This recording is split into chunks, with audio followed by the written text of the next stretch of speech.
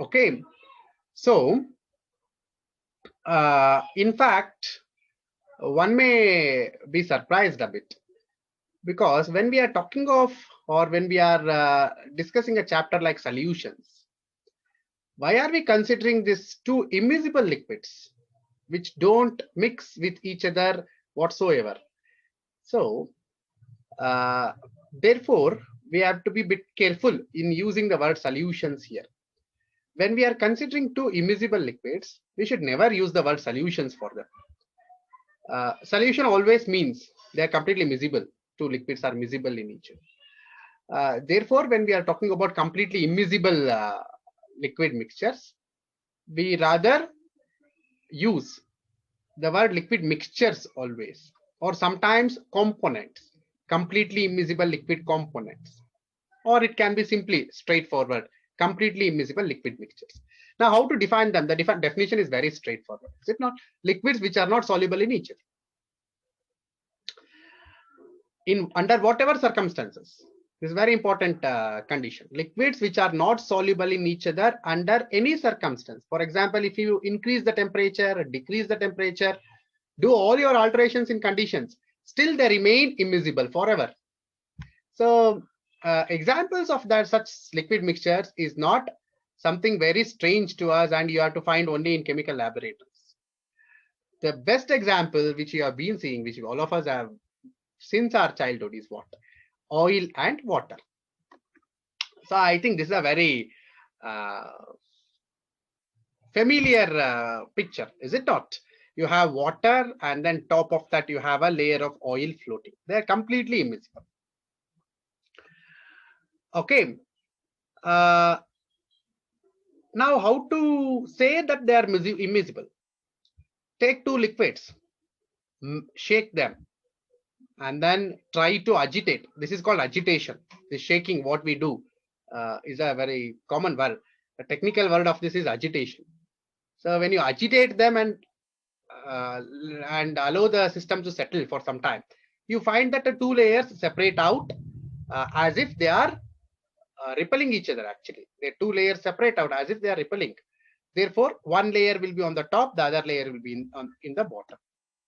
So the less dense liquid will always raise to the top. After shaking and allowing to settle, the less dense liquid will raise to the top, and the more dense liquid will sink. Uh, and when we are considering liquid mixtures, different examples, most of the times we take water as one of the common component, one of the common components in all the mixtures. We prepare water plus an organic liquid. Such systems or such mixtures are immiscible, examples of immiscible liquids. Therefore, water plus benzene, water plus toluene, water plus chloroform, water plus dichloromethane, water plus aniline. These are all simple common examples of immiscible liquid mixtures. Now, there is one more point here. It is not that always all organic solvents are immiscible in water, is it not? There are certain organic solvents which is miscible in water also. Water plus ethyl alcohol. Alcohol is an organic solvent. Still it is miscible. Water plus acetone, miscible. Water plus uh, uh, methanol, miscible. Therefore, uh, most of the organic solvents are immiscible in water, but there are few organic solvents which are miscible in water. Now we are considering immiscible solvents along with water in our discussion. Now, I wanted to show you this apparatus specifically for one reason, that, when you see this picture, this is a simple setup, is it not? Why? Because you can take any beaker or any container, any vessel, put oil and water. You have layers formed, separate layers formed. But when you are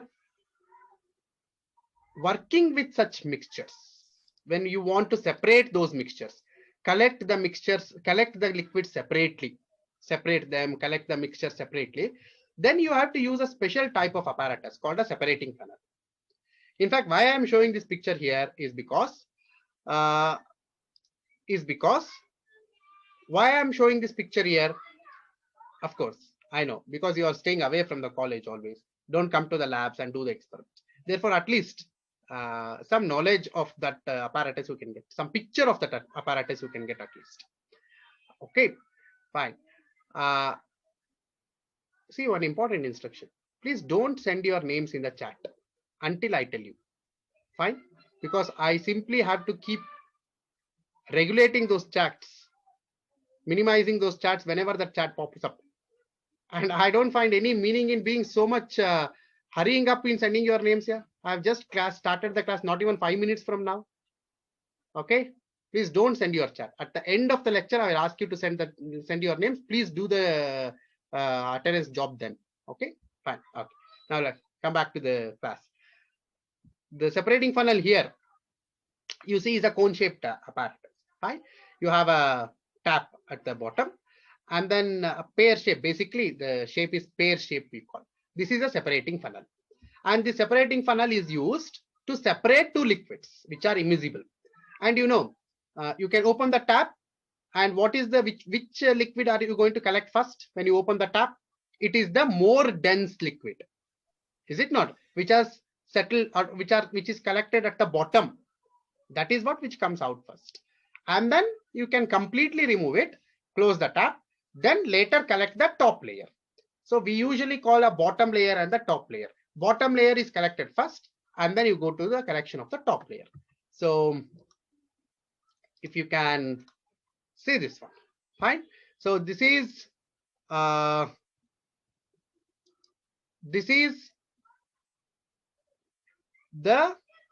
separating funnel containing two liquids which are immiscible. Can you see two layers here? The bottom layer, which is a bit dark, which translucent type, which is whitish, whereas a clear upper layer.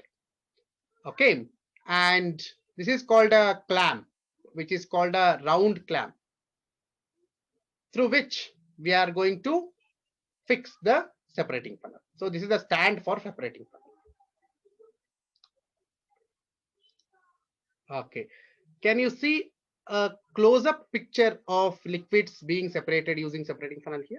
Can you see a close-up picture?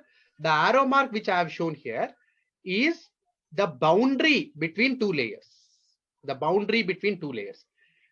Although the two layers are colorless, they are not colorless, still you can see a distinct boundary between upper layer and the bottom layer. Fine. Okay. Now, let us now discuss the vapor pressure of immiscible liquid mixtures. In fact, you know, throughout our discussion in this chapter solutions, for every type of liquid, we are considering vapor pressure as our important physical property, based on which we can deduce boiling points, and then later boiling points of different compositions, and those phase diagrams, applications of phase diagrams for distillation purposes, such things. Even now, in our last type of mixture, that is immiscible type of mixtures, we will consider this vapor pressure. But you know, the vapor pressure, formation of vapor pressure or formation of vapors of both the liquids is not very straightforward in this case. Why? Because you see, now, for example, go back to this. We have two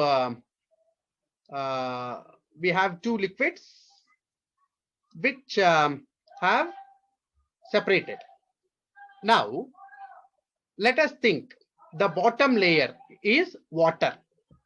The top layer is an organic liquid. Let that organic liquid be ether, example. Fine. Now, do you think if I allow this system to settle down, to stand for some time, which vapors are formed on the top of the separating funnel? Of course, you can put a cap on this separating funnel. This is called a lid on the separating funnel, and make this a closed system. You know, vapor pressure can be measured in a closed container, closed system. So which are the vapors that are going to collect here? Do you think that water vapors really come and collect here? No. Why? Because the water has to come from the bottom layer. The vapor should travel through the ether layer and go up and collect, which is not quite possible. Therefore, the vapors are always saturated with the top layer liquid. Do you understand? So then what is the meaning of this formula? Total vapor pressure is equal to vapor pressure of pure A plus vapor pressure of pure B. Doesn't make sense really, but therefore, what is the condition in which that vapor pressure is measured? The mixture has to be agitated thoroughly. That means you have to shake continuously and then collect the vapors after shaking. So during that agitation, what happens? The droplets of both the liquids mix with each other, and then the surface has droplets of both the liquids. For example, droplets of ether as well as droplets of water. So in such a case, this is called equilibrium state, because the droplets have been formed, they have been continuously mixed, they are in equilibrium. In this case, the vapors will now contain both water vapors plus ether vapors. Otherwise, if the agitation is not done, the vapors are rich, very rich actually, only with the top layer vapors. Okay, therefore, only after agitation vapor pressure is measured for immiscible liquid mixtures. Even then, after agitation, even if we measure, we come to a very obvious observation. What is that very obvious observation? That the vapor pressure of ether, for example, and the vapor pressure of water is exactly equal to the vapor pressure of pure ether, vapor pressure of pure water. So what does it mean? It means that there is absolutely no mixing of two liquids whatsoever. So they are behaving as two independent liquids. They are behaving as two independent liquids. Okay, fine. Therefore, we call that the total vapor pressure of a immiscible liquid mixture after agitation. Please notice the condition every time. After agitation, the total vapor pressure of the system is simply the sum of individual vapor pressures of the different components. In case here in our discussion, two components. Okay, can we see this experimentally? In fact, you can do that. P naught, what is that? P naught is saturated vapor pressure of pure liquid A and B. Fine. What is the thing which is missing here? For Raoult's law, when we wrote this formula, vapor pressure of the solution, what did we write? Total vapor pressure of the solution is equal to mole fraction of A into vapor pressure of pure A plus mole fraction of B into vapor pressure of pure B. So the component which is missing here is that mole fraction component. Why that mole fraction component is missing? Because they are not soluble in each other. They are simply independent liquids. So you can consider, although you have water and ether mixed, agitated, and then allowed to settle, still you can consider ether and water as two separate independent liquids in the system.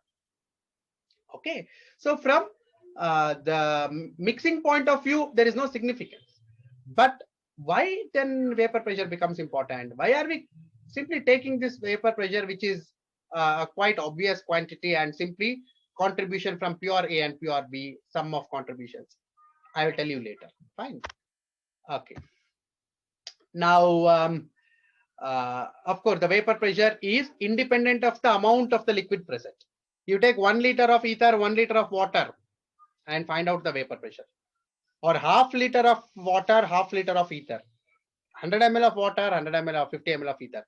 Whatever the different compositions of water and ether you make, the vapor pressure is independent of that composition. Because they don't mix, they still behave as independent liquids. Okay, fine. Now,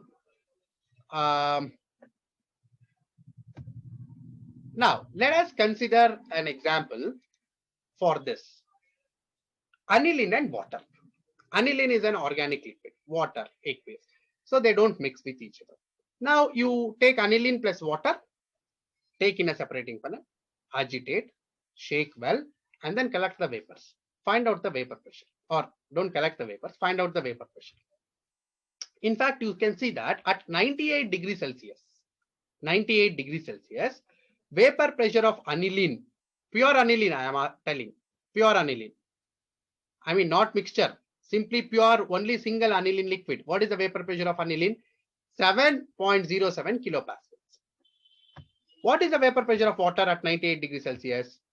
94.30 kilopascals. Now, if I ask you a question, what is the vapor pressure of the liquid mixture which has been prepared by mixing water and aniline, immiscible liquids? What is the answer? Straightforward. Simply the sum of both the vapor pressures. 7 plus 94. So the answer you get is 101.37 kilopascals. So what do you mean by that? Irrespective of the amount of aniline and water you have taken in your mixture, you simply add up the pure vapor pressures of aniline and water liquids. The vapor pressures of pure aniline and water liquids. The answer you get will be the answer of the vapor pressure of the mixture also. Okay, fine. Now, that's what I told you. What is the significance of this total vapor pressure when it is simply the sum of vapor pressures of two pure liquids? The significance comes here.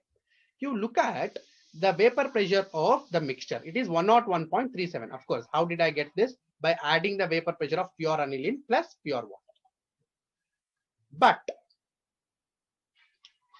now, how to relate the boiling point to vapor pressures? The relation is quite obvious. And we have discussed about this relation many a times in our previous classes. What is the relationship? Liquid always boils. Any liquid, be it a pure liquid or a solution, is it not? Or a mixture, like the mixtures we are considering, immiscible liquids.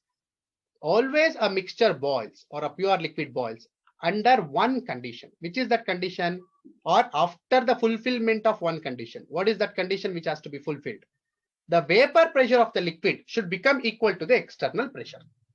Now let us consider that we are finding out the boiling point of a liquid at room temperature and room pressure. I'm sorry, not room temperature, yeah, atmospheric pressure. What is the normal atmospheric pressure? 101.325 kilopascals. Okay, so if this is 101.325 kilopascals, the boiling, the atmospheric pressure, normal atmosphere, 1 atmosphere, yeah. If we are expressing the pressure of the atmosphere in the unit atmospheres, okay, there are too many atmospheres word in my previous lecture. Please be careful. So what did I tell? If we are expressing the pressure of the atmosphere in the unit atmosphere, what is the value? 1 atmosphere. But atmosphere is not an SI unit. Pascals is the SI unit of pressure. Any pressure, atmospheric pressure or pressure of liquid, vapor pressure, or pressure of your tires, whatever. So we usually, pascals is the SI unit. There is one more unit to express pressure, which is that mm of Hg. Is it not? Anyways, so if I consider pascals as the SI unit, what is the equivalence of atmosphere in SI unit? It is 101.325 kilopascals. Fine, good. So now, when does a liquid boil? When its vapor pressure becomes equal to 101.325 kilopascals. That is the atmospheric pressure. Fine. External pressure 101.325 kilopascals. Now, let us consider one example. What is that example?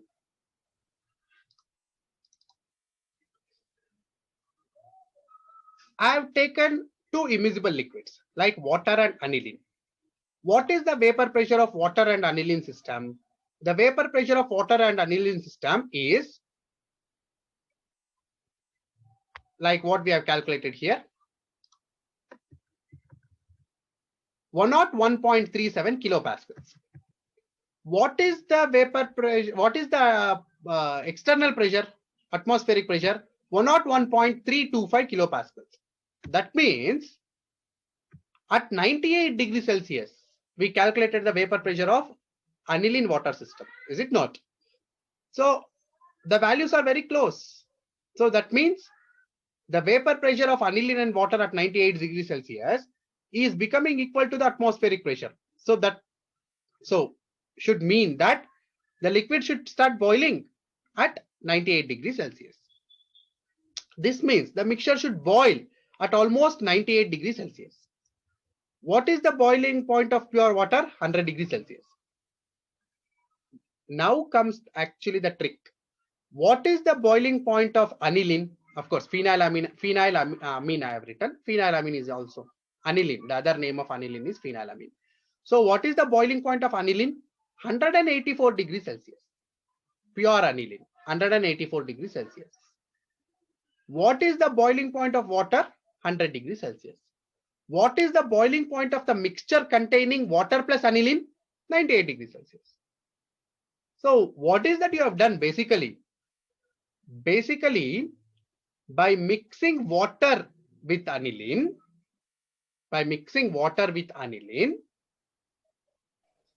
at 98 degrees Celsius, you can boil the liquid. Is it not? You can boil the mixture at 98 degrees Celsius. So boiling means both aniline and water vapors will be present in the vapor. So if you collect the vapor and condense, what do you get? You get aniline plus water both. Now, if you were to boil pure aniline, what was the temperature required to boil it? It was 184 degrees Celsius. Please remember, very high temperature, 184 degrees Celsius. Only then aniline vapors were formed. You could collect aniline vapors, condense and get aniline. But now, because you have mixed water with aniline, the liquid will start boiling at 98 degrees Celsius itself. So the vapors of aniline start coming out at 98 degrees Celsius. That means what? There is a practical application of this reduction in the vapor pressure of the mixture compared to vapor pressure of pure liquids. What is that practical application? That comes in the form of steam distillation. Okay, that comes in the form of steam distillation. What do we mean by steam distillation? Simple. That is that principle of that we just discussed. Aniline's boiling point is about 185 degrees Celsius. But in presence of water, aniline and water mixture both boil at 98 degrees Celsius. That means if you have a mixture of aniline, to that if you pass water. Now how to pass water? You pass water in the form of steam. There are two reasons for passing steam. One reason is the steam heats the solution inside, heats the mixture. The second is steam also gives water to the mixture. So simply you pass steam through the mixture. The apparatus block diagram, the block diagram of the apparatus of the steam distillation I have just shown here. What does it contain? It is simply a flask, 2-hole rubber cork fitted to the flask. One inlet is for the steam. The outlet is for the vapors. Now collect these vapors and see. You know what is the boiling point of water? 100 degrees Celsius. So steam, if it goes inside and almost the internal temperature is 100 degrees Celsius inside the mixture, it is 100 degrees Celsius. But if aniline is present inside, even at 100 degrees Celsius, the vapors of aniline come out. Is it not? Okay. So what is the advantage of steam distillation? You can distill a liquid much below its normal boiling point. Please understand. Please note this difference. You can distill a liquid or you can separate a liquid from its mixture much below its boiling point. So that is what I have written here. Normal liquids, normal distillation of some liquids like aniline require very high temperatures. What is the problem if you give high temperature? Many a times with high temperatures causes decomposition of the liquid. So instead of purifying it through distillation, you are doing a counterproductive activity. You are destroying the liquid itself. Therefore, how is it possible now I have to decrease the boiling point of the liquid and boil it at much lower temperature? You simply add steam to it. Because of the principles we discussed previously, the boiling point of the liquid mixture is much lower, very low than the pure liquids. So at lower temperature itself, the boiling starts to happen. Okay, so distilling the aniline in presence of water can be done at 98 degrees Celsius. You need not heat the mixture to 185 degrees Celsius. Is it not? So this is one advantage of steam distillation. So what is the application of steam distillation? the application of steam distillation is very straightforward. One example I have taken is the purification of aniline. So what is purification? Why aniline has to be purified? The preparation method of aniline uses lot of salts and acids. Therefore, the crude aniline, please remember, the crude aniline after preparation is contaminated with many inorganic compounds. Now, how to get this aniline out of the reaction mixture? One way is boil it till the boiling point of aniline, and then the aniline distills later. But if you do this, what happens? The aniline may react at very high temperature with other components present inside the mixture, or it can decompose at 185 degrees Celsius. Therefore, instead of directly boiling, you pass steam into the crude aniline. Then what happens? Because of steam, water comes into the mixture. Agitation also happens. They form two immiscible liquid system, aniline and water. And the vapor pressure of water plus vapor pressure of aniline adds up. And at 98 degrees Celsius itself, the vapors of aniline start coming out. So when the vapors of aniline start coming out, you can collect the vapors. Of course, the vapor is contaminated with water also. It is not pure aniline. So whatever the vapors you condense and collect, analyze the liquid after condensation. It contains water plus aniline. It is still manageable, is it not? Before this, the crude aniline was contaminated with n number of compounds, lot of other compounds. But at least after steam distillation, the collected fraction is contaminated only with pure water, water plus aniline. And how to separate water and aniline? You take a separating flask, simple. Put aniline and water in a separating flask. The bottom layer is aniline here actually, because aniline is denser than water. So the bottom layer is aniline. Collect aniline and water separate. So don't you think this is a very easy method of purifying aniline from its crude form? Of course, it is a easy technique compared to direct boiling of the mixture. This is one of the applications of steam distillation. So I'm going to stop here. And if you have any doubts, please ask me.